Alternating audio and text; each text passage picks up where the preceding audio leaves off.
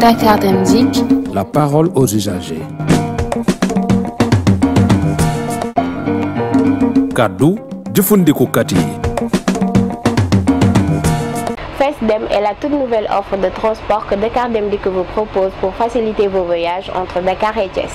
Comme vous pouvez le constater, c'est des minibus de 20 places sécurisés et confortables. Je crois que l'initiative bu Dakar Dem Dikk jël tuddee ko bus yi ñu naan FESDEM c'est une très bonne initiative parce que da lay permettre nga dem ci confort ba pare avec rapidité moo ma ci gën a neex en plus. Je trouve que l'initiative bu rafet la bu baax. Dakar Dem Dikk nag c'est une entreprise qui œuvre dans le sens de parfaire le transport public.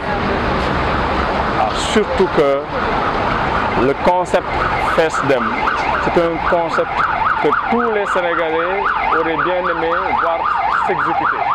FESDEM, bon, vraiment, j'admire ce concept et j'adhère à ce concept. Bonjour, c'est Michel Ly. Bon, franchement, nous avons Dakar Dem Dikk par rapport à l'IGEI qui est à travers le pays.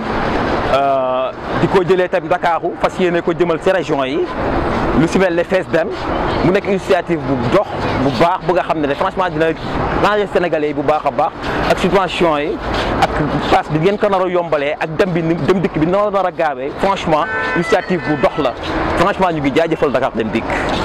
En fait dafa nekk idée boo xam ne man dama koy rafetlu quoi parce que boo xoolee passager bi bëri na à chaque fois ñoo xam ne dañuy dem Thiès ba nga Thiès Dakar dafa nekk quelque chose boo xam ne mënuñu def leneen lu dul magnifier ko quoi vraiment idée bu rafetlu quoi sincèrement loolu laa ci bëggoon wax quoi te gis nañ par rapport ak Dakar Dem Dikk nu muy def Dakar fii par rapport liggéey bu rafet bu mu fiy def ni affaire yi nu mu gaawee xam nga fóot la quoi yow gën a nëw.